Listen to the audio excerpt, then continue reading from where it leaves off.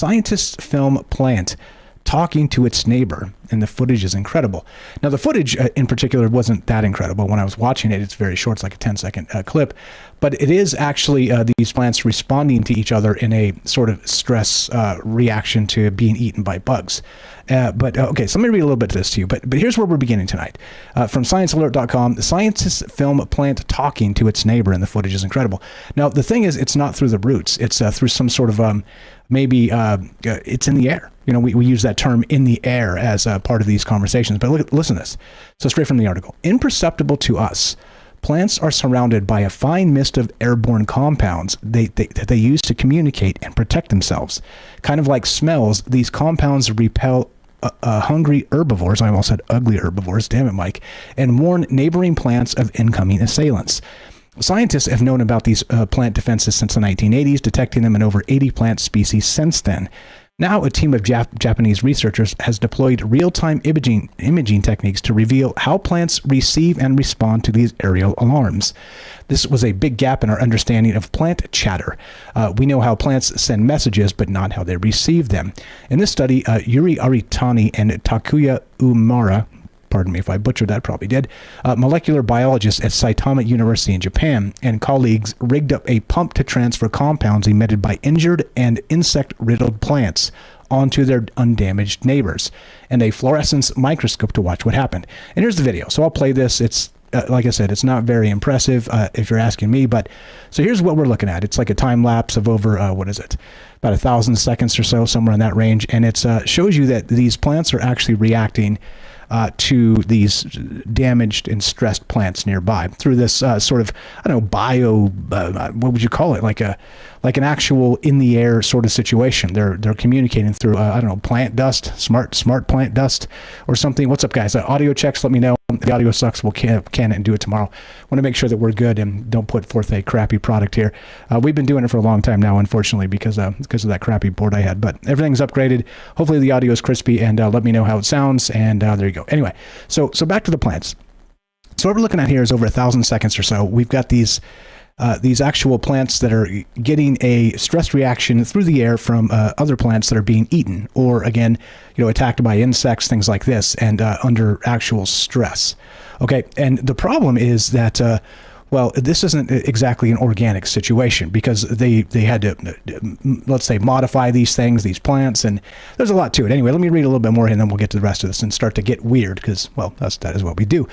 So the caterpillars were set upon leaves cut from tomato plants, and this is a long name I'm not going to read, a common weed within the mustard family, and the researchers imaged the responses of a second intact insect-free plant to those danger cues. These plants weren't any ordinary weeds, and here's where this comes in and becomes sort of a one of those things where you look at the actual headline and go, yeah, this makes sense. But they weren't ordinary. They had been genetically altered so their cells contained a biosensor that fluoresced green when an influx of calcium ions was detected. And calcium signaling is something human cells also use to communicate.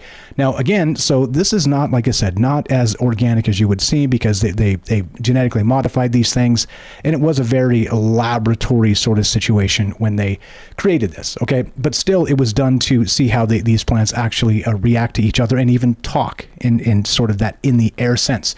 Now, of course, like I said, we've talked about this in the past in many different ways, specifically with the aspect of the mycelium network and the Gaia hypothesis and how this kind of fits together in that sense. But in this sort of, let's say, the fine mist of airborne compounds that these plants are actually communicating with, that means that it's probably pervasive worldwide. It means we're probably sitting in this, I don't know, like a evolving level of plant dust that's constantly changing and churning, and the plants know when things are happening, when other plants around them are distressed and in trouble and in danger and all the rest of that, and that becomes again weird, right? I mean, not really problematic, but it does become strange in the sense that we have plants talking to each other and warning them of danger that's coming. Now, I do wonder specifically if when a human, let's say we have like the the Amazon rainforest or something, and a new, let's say, modern village moves in, if all the plants just start screaming out in distress, sort of sending out warning calls to the rest of the plant world, with the humans are coming, right? That whole light the beacons, Gondor needs to know, right? This type of thing. Maybe this is happening. Maybe it's happening in the weird, wild world of wacky plants, and maybe it is part of this aspect of not even just, let's say, warning themselves against us or encroaching danger, things like this. But what about if they're actually using sort of this idea of this fine mist of airborne compounds to manipulate us? And we've talked about this recently with, the scent of women's tears, reducing aggression in men and things like this. And maybe sort of these other sentient entities creating these compounds that are manipulating entities around them. And what I mean by that is that the plants in particular might be actually making us, do things they want us to do, right? Maybe we're actually sort of in this space where the control mechanisms aren't as nefarious as, algorithms and social media and Kim Kardashian's ass, but instead it's something more like a more benevolent sort of ancient nature spirit, and really kind of guiding us on the track of the evolutionary aspect of the Gaia hypothesis and the actual planet itself. And we're just part of that, of course, which doesn't surprise me any bit at all, that we're sort of a large part of a larger ecosystem in probably mysterious ways. But the odd part, let's say the challenging part, is how does it affect us when we haven't really measured all of the aspects, because it's an impossibility or just a time factor, like wake up and, do all the normal human things and try and get ready to go before, a reasonable time. And you know what I mean? Like just regular human stuff is kind of challenging time wise to kind of keep up and, not be overwhelmed in that sense. But then now you have all this science out there and all this data that really hasn't been parsed and kind of gone through and turned into, the Gaia hypothesis in science, in full science. But anyway, so a few questions for you tonight as we begin. Now, there's a few other articles we can get to here. They're talking about this in terms of earths.com, and some other actual websites are reporting this. But how deep does this get, I guess, becomes the question. Beyond the, let's say, mycelium networks and this, again, I'm going to keep calling this smart dust because it sounds right to me, but it's basically a fine mist of airborne compounds. So we'll call it plant smart dust, just because if I keep trying to say that, I'll forget it, and I'm just going to say plant smart dust. But relaxed sensors, I'm talking about a hypothetical, theoretical thing that probably doesn't exist. So everybody chill. I'm not talking about that smart dust. All right, everybody chill. Okay, so anyway, so back to this. Now, so the question is, how deep does this go? And is it possible that that free will we think we have as a society, in light of those control mechanisms we always talk about, are quite a bit different than we ever imagined? Meaning that maybe we're supposed to really, really hate each other. Maybe we're supposed to, meaning that maybe there's a reason why all this war is constantly happening. And think of it this way. Now, you want to go full on nature's spirit nefarious here. What if the actual nature spirits that the primordial nature spirits of the earth itself, the Gaia hypothesis, that whole thing, and this a fine mist of airborne compounds that these plants use to communicate with, not even counting their root networks and all the rest of that. But what if it's sort of this mist in the air that's always pervasive because plants are everywhere, and they're actually trying to make us kill each other? Because, of course, fewer humans means more space for plants to thrive, right? There we go. So just throwing out a more nefarious aspect to this. But, of course, it's just a one theory that kind of lends to a whole bunch of different ways in terms of how we actually behave as humans, as a human species. That maybe there's a control mechanism that's not quite algorithmic, as I said, but more instead something to the effect of, what would you call it? Something more like I don't know, like the Mother Earth kind of patting us along the way. Like this is where you guys need to be in this moment because of this. And I do wonder if we have this sort of fine mist of airborne compounds being communicated over the world, that if something changes and the plant world needs something else from humans, maybe we just start doing it and not really understanding or recognizing why. And who really knows? As usual, all the disclaimers. There's no truth for me. Only ideas and philosophy here. This is not. If you're here for truth, you're totally in the wrong place. So, go tell somebody who's going to lie to you and tell you they know the truth of the universe when, well, it's a very mysterious place indeed. But anyway, so how deep does this get, and how weird is it that these plants are actually talking to each other, and we can see them reacting in real time to an actual nearby neighbor that's being attacked by plants, or not plants, attacked by bugs and being eaten by bugs, and it starts screaming out, and again through this airborne compound, and its neighbors start actually reacting. Because they know that there's some actual stress mechanism happening in a nearby colleague or compatriot or whatever you want to call it, right? So anyway, a few other weird things too, as in regard to this. This is something when I saw this, and I thought it was interesting enough to kind of throw out there. This is back from December, but it does make me wonder. Now check this out. Now let's consider that there is sort of this network of pervasive plant information that's kind of out there in the air, let's say, and it's manipulating the mammal kingdom, and even let's say, even if you want to get super weird, manipulating possibly the virus and the bacterial kingdoms as well. So because of course it's everywhere, so it would be difficult to avoid this no matter where you are anywhere on the planet. All right, but here's the thing: I saw this article that kind of fits into this back to December, and this is from futurism.com. And it dawned on me tonight when I was looking at this first article. This guy says this. Now, a guy who urged planting 1 trillion trees begs people to stop planting so many trees. All right. And I was like, wait a minute now. Wasn't there an article about this? So let me read this, just a bit of it. Quote, if no one had ever said plant 1 trillion trees, I think we'd have been in a lot better space, says this guy. What? Who's this guy? In 2019, ecologist Thomas Crowther sparked a global tree planting craze to offset carbon emissions. All right, seems fine, right? But now the former chief scientific advisor to the United Nations Trillion Trees campaign has had a change of heart. Wired reports pleading with environmental leaders to bring their mass tree planting to a halt. Doesn't that seem strange to you? I was like, wow, what voodoo is this? How can planting trees be bad, right? So taking the stand at this year's UN Climate Change Conference in Dubai, Crowther spelled out that the overlooked drawbacks of mass tree planting, such as stifling biodiversity and not being as effective carbon capturers as once believed. Most insidiously of all, he warned that tree planting is used as an excuse to avoid cutting emissions, as quoted by Wired. Oh, okay, well, I don't know. Maybe, just maybe.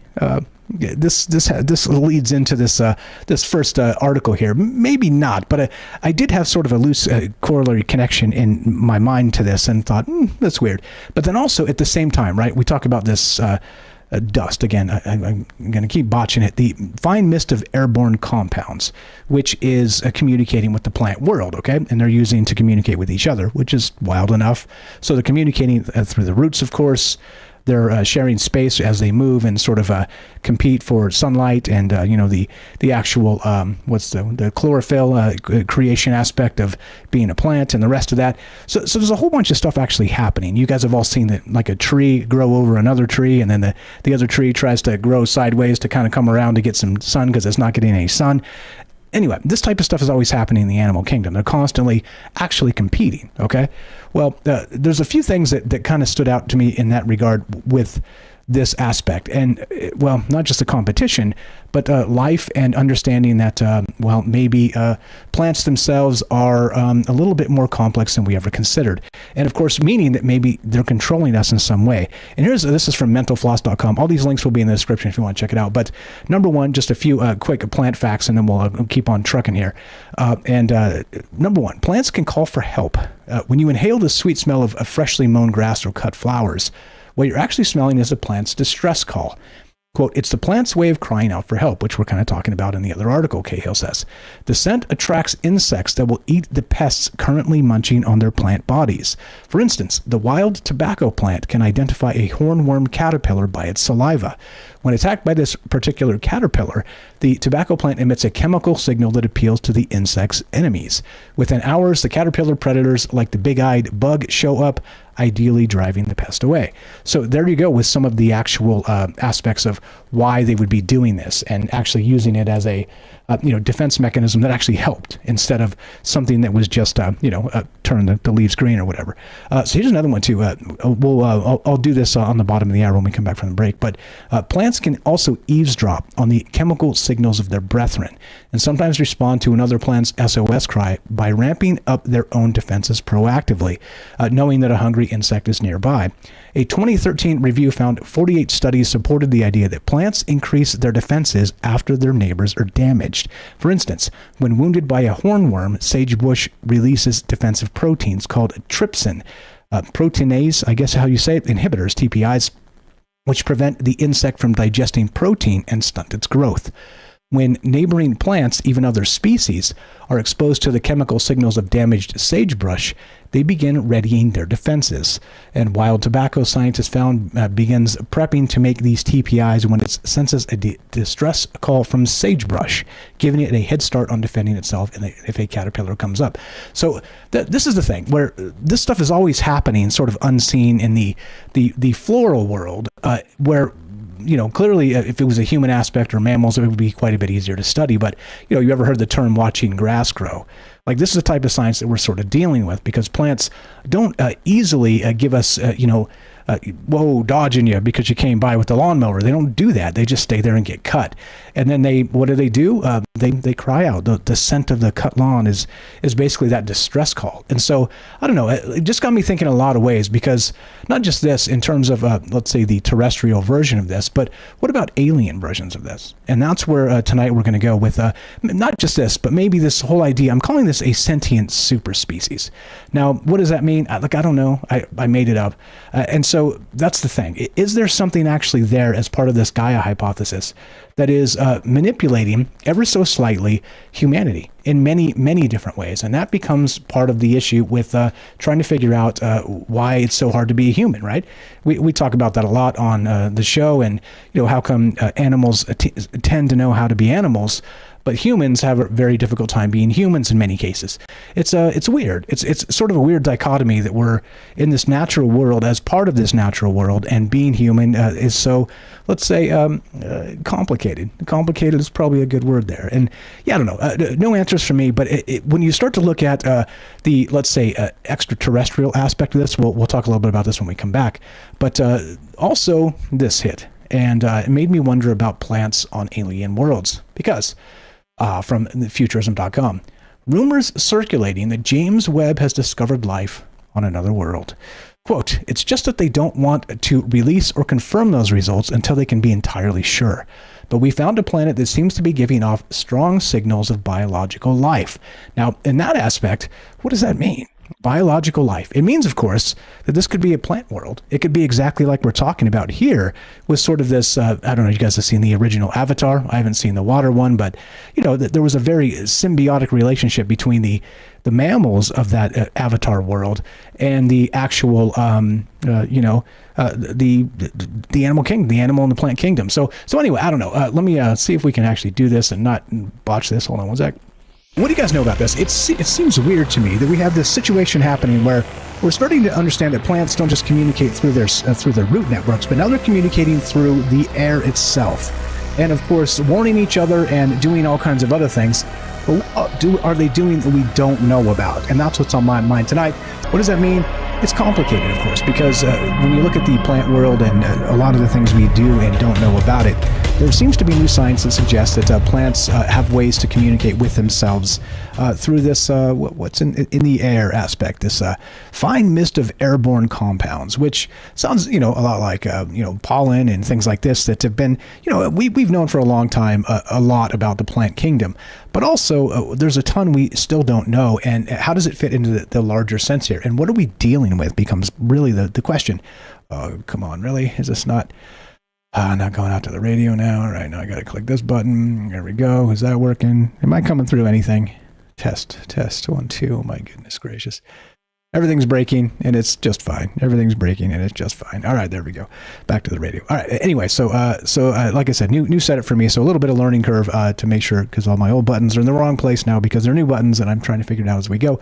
Anyway, so what do you know about this? It is super strange to me that you start to look at the animal kingdom and wonder of the symbiosis between this plant kingdom and how it fits into the control mechanisms we talk about here on the show quite often. And aren't we just sort of kind of rolling through life as, well, something else, these sort of hive entities, these sort of drone entities that are part of a kingdom that are being, controlled, just simply controlled. And that becomes a part of the problem here. I don't really know.